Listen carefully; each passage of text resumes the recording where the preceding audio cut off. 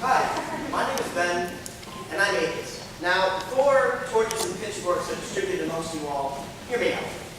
I make the atheists one of the likable ones.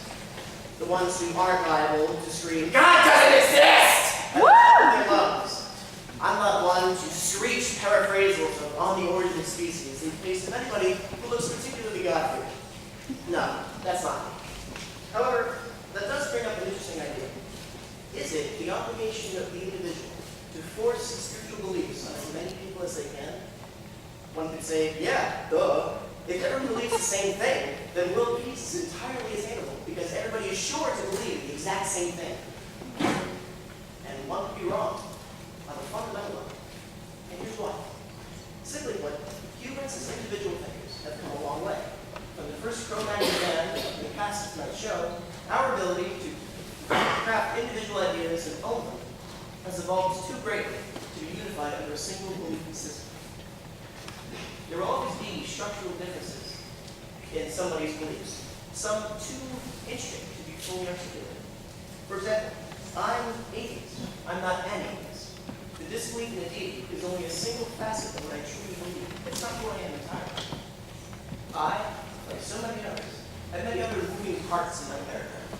Without them, what I believe wouldn't be true. A person's spiritual paradigm shapes every other one that they have. It's rooted deep within their subconscious, spawning their sense of morality and other basal internal cue drives. Nobody is born into this paradigm. That's like saying you're born fully grown. The perils of adolescence safely avoided. And as you all know, it's simply, not that simple.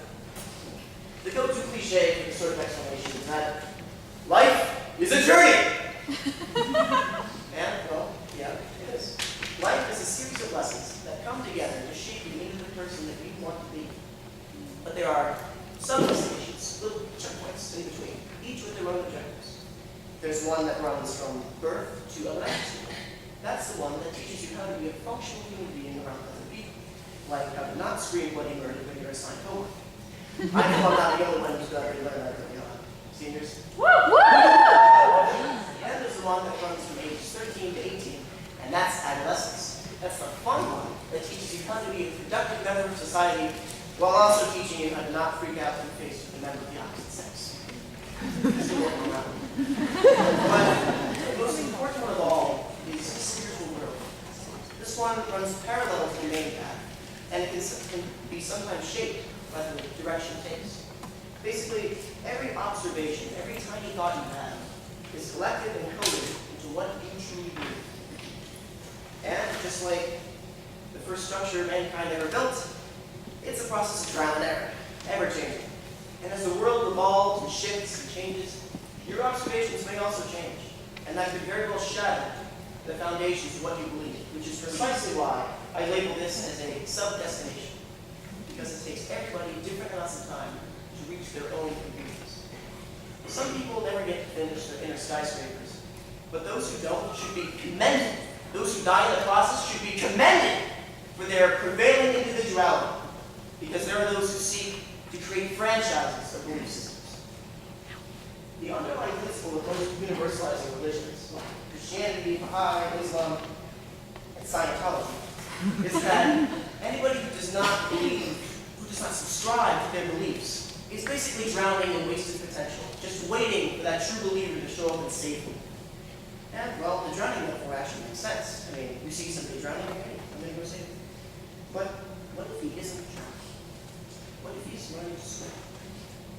Sometimes religions fail to make this distinction and insist on using their followers to enlighten people and spread the good word. Understandably, this can get a little annoying at times. Take the Constitution, for example. We have an entire clause devoted to the separation of church and state. However, we have politicians nowadays who try to wade in to save people with religion-fueled bills and laws.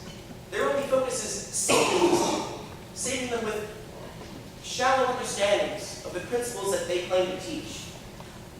Shallowed by years of being infatuated with the idea of rescuing these people.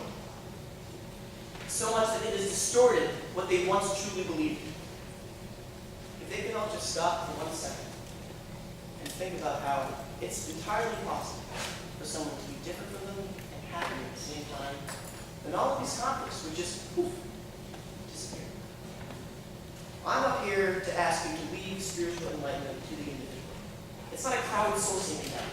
If somebody drags you by the lapels down the road to enlightenment, yeah, you're going to reach a similar destination, but it'll be one built on unwelded girders or bricks without mortar. It will crumble under personal scrutiny because it doesn't have your watermark, your moving parts, your corpse, your mortar. It's somebody else's. You're now host to a shoddily constructed member of a skyscraper franchise. If someone who isn't Christian, who isn't atheist, isn't Baha'i, that doesn't mean you're any less happy than you are.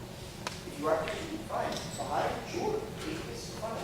Scientologist, whatever. That one skyscraper was manufactured for you. Because the secret to world peace isn't making the same one for everybody.